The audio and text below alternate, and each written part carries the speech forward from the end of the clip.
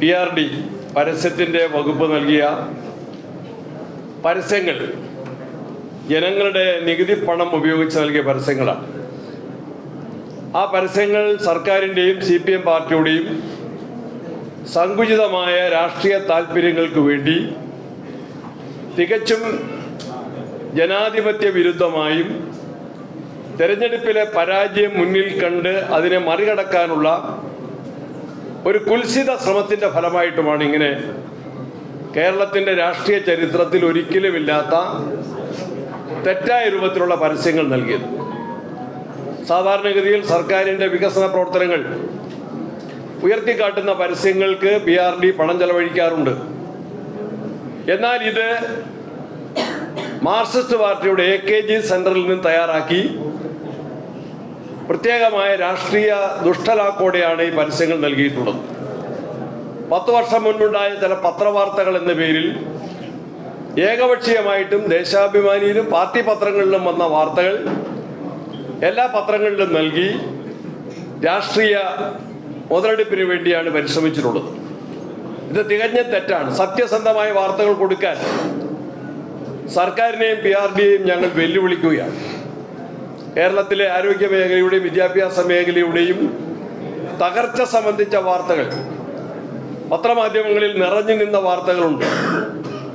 ഹർഷീനയും ഉഷയും വയറ്റിൽ കത്രികയുമായി വർഷങ്ങൾ കഴിഞ്ഞ കേരളത്തിലെ സ്ത്രീകളാണ്. അവരുടെ കഥ വാർത്താ മാധ്യമങ്ങളിൽ നിറഞ്ഞു നിന്നിട്ടുണ്ട്. അവരുടെ വയറ്റിൽ നിന്നെടുത്ത കത്രികയുടെ ഫോട്ടോ, എക്സ്റേ, അതിൻ്റെ ചിത്രം പ്രദർശിപ്പിക്കാൻ PRD തയ്യാറുണ്ടോ എന്നറിയാൻ ഞങ്ങൾ ആഗ്രഹിക്കുകയാണ്. ഇത് PRD ഉദ്യോഗസ്ഥന്മാർ ഇത്തരത്തിലുള്ള കള്ളക്കളികൾ അവസാനിപ്പിക്കണം. രാഷ്ട്രീയ നേതാക്കന്മാരുടെ ചട്ടുകമായി പ്രവർത്തിക്കേണ്ടവരല്ല PRD ഉദ്യോഗസ്ഥന്മാർ. നിയമാനുസൃതമായിട്ട് പ്രവർത്തിക്കാൻ PRDക്ക് ബാധ്യതയുണ്ട്.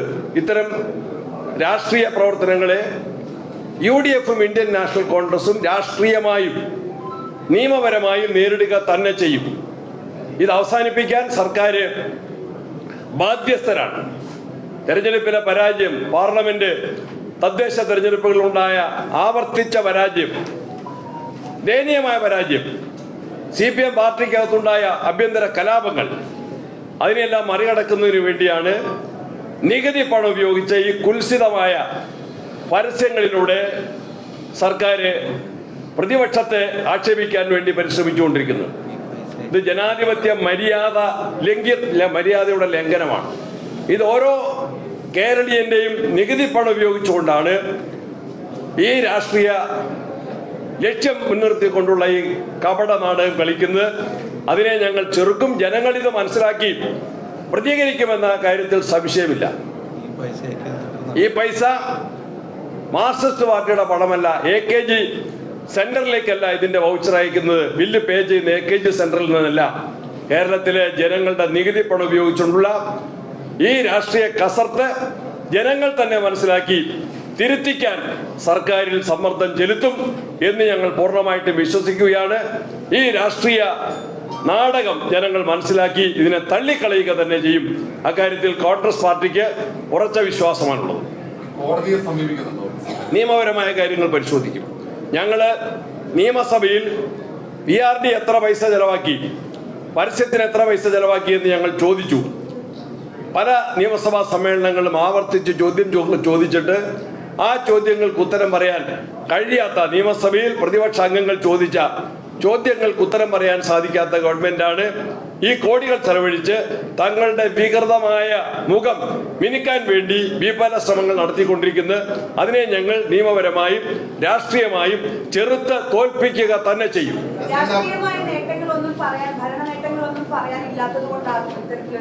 ഉറപ്പല്ലേ, രാഷ്ട്രീയ ഭരണ നേട്ടങ്ങളില്ല. ശബരിമലയിൽ സ്വർണം കട്ട കേസിൽ ആരാണ് ജയിലിൽ കഴിഞ്ഞത്?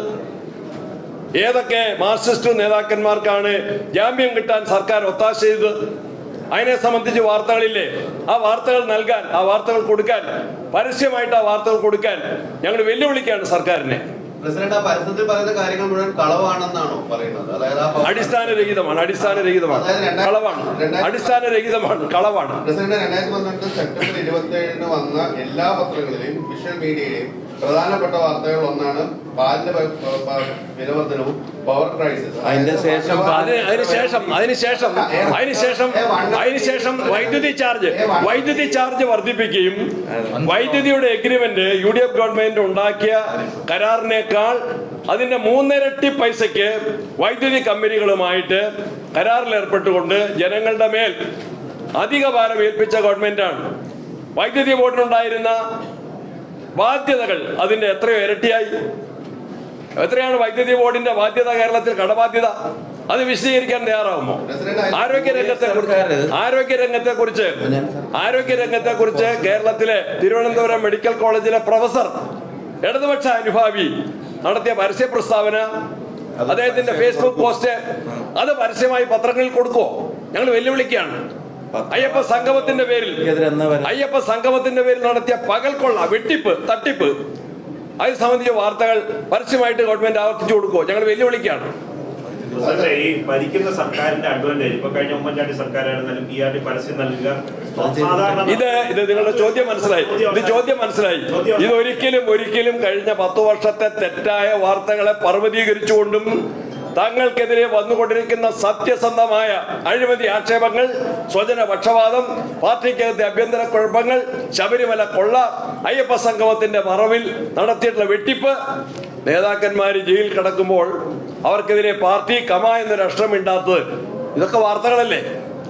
അതൊക്കെ മറച്ചുവെച്ച് മൂടിവെച്ച് രാഷ്ട്രീയ ദുരുദ്ദേശത്തോടെയാണ് പ്രവർത്തിച്ചുകൊണ്ടിരിക്കുന്നത്. ഒരിക്കലുമില്ല. നിങ്ങള് കേരള രാഷ്ട്രീയത്തിൽ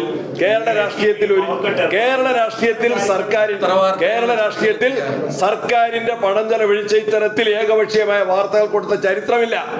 അതുകൊണ്ടാണ് ഞങ്ങൾ വെല്ലുവിളിക്കുന്നത്. ശബരിമല കൊള്ള വാർത്തയാക്കാൻ സാധിക്കുമോ? അയ്യപ്പ സംഗമത്തിന്റെ മറവിൽ നിന്ന് തട്ടിപ്പ് വാർത്തയാക്കാൻ സാധിക്കുമോ? മുഖ്യമന്ത്രിയുടെ മകൾക്കെതിരെ വന്ന ആക്ഷേപങ്ങൾ വാർത്തയാക്കാൻ സാധിക്കുമോ? പരസ്യമാക്കാൻ സാധിക്കുമോ? കരിമണൽ കമ്പനിയിൽ നിന്ന് പൈസ വാങ്ങിയത് വാർത്തയാക്കാൻ സാധിക്കുമോ? പരസ്യമാക്കാൻ സാധിക്കുമോ? ഇത് ഏകപക്ഷീയമാണ്. ഇത് പരാജയ ഭീതിയിൽ നിന്ന് ഉടലെടുത്ത ഒരു കുബുദ്ധിയാണ്.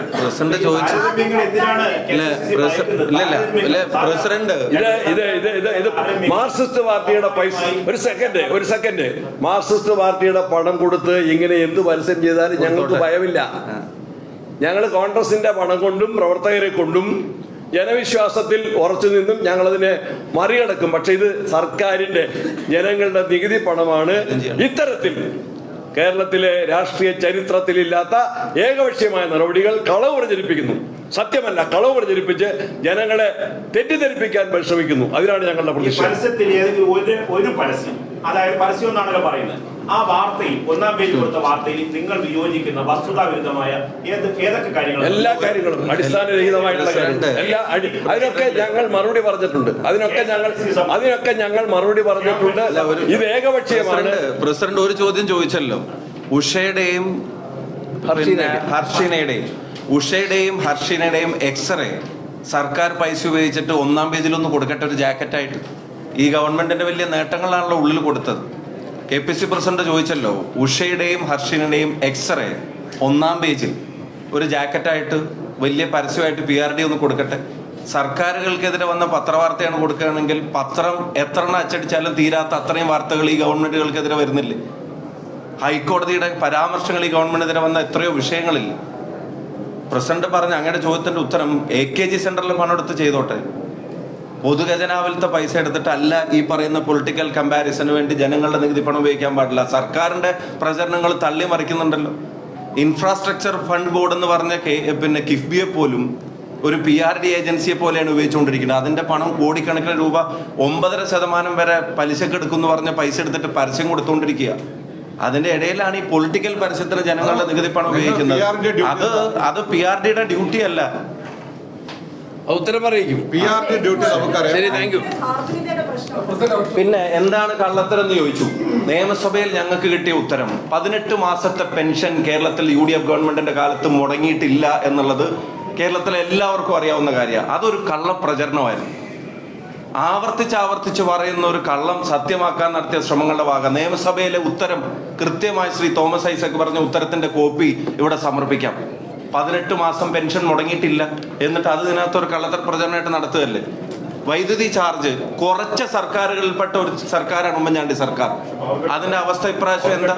അന്ന് അതൊക്കെ ഒഴിവാക്കാൻ ഞങ്ങളെടുത്ത കരാറിനെ അട്ടിമറിച്ചിട്ടുണ്ടാക്കിയ കരാർ 3 ഇരട്ടി തുക. ഇപ്പൊ കേരളത്തിന്റെ വൈദ്യുതി ബോർഡിന്റെ അവസ്ഥ എന്താ? ഗവൺമെന്റ് ഒന്ന് പറയട്ടെ. വാട്ടർ അതോറിറ്റി, വെള്ളക്കരം, പാലിന്റെ ചാർജ് ചോദിച്ചല്ലോ, എത്ര തവണ ഈ ഗവൺമെന്റ് കാലത്ത് കൂട്ടി? നിങ്ങളൊക്കെ കുറെ രംഗത്ത് നിൽക്കുന്നല്ലേ. PRD എന്ന് പറയുന്നത് എന്താ? പബ്ലിക് റിലേഷൻ ഡിപ്പാർട്ട്മെന്റ് ആ ഗവൺമെന്റിന്റെ കാര്യങ്ങൾ ഏത് രീതിയിൽ കൊടുക്കട്ടെ, ഗവൺമെന്റ് ചെയ്ത കാര്യങ്ങളെ കുറിച്ച്. പക്ഷെ ഏതെങ്കിലും ഒരു കാലഘട്ടത്തിൽ ഇതുപോലെ PRD ഗവൺമെന്റ് കാര്യങ്ങൾക്കപ്പുറത്ത് പഴയ ഗവൺമെന്റിന് എതിരായി വന്ന പത്രവാർത്തകൾ എടുത്തു കൊടുത്ത ഏതെങ്കിലും ഒരു ഗവൺമെന്റ് LDF ആവട്ടെ മുമ്പുണ്ടായിട്ടുണ്ടോ? ഇല്ല. ഇത് അധികാരം പോകുന്ന വെപ്രാളത്തിൽ എന്തും ചെയ്യാം എന്നുള്ളതാണ് ഇപ്പോ ഗവൺമെന്റ് ചെയ്തുകൊണ്ടിരിക്കുന്നത്. ഗവൺമെന്റ് എല്ലാം വഴിവിട്ട് പോയിക്കൊണ്ടിരിക്കുകയാണ്. അത് UDF കൊടുക്കാൻ പറ്റില്ല. അങ്ങനെ കൊടുക്കുന്നത് സോളാറും ഈ പറഞ്ഞ ബാർക്കോഴയ്ക്ക് കൊടുക്കേണ്ടി വരുമായിരുന്നു. LDF കഴിഞ്ഞ 10 വർഷം ഭരിച്ചിട്ട് വ്യക്തമായ വികസന നേട്ടങ്ങൾ അവർ എണ്ണി പറഞ്ഞിരിക്കുകയാണ്. UDF ഉമ്മൻചാണ്ടി സർക്കാരിന്റെ കാലത്ത് സോളാർ കൊടുക്കാൻ പറ്റുള്ളൂ.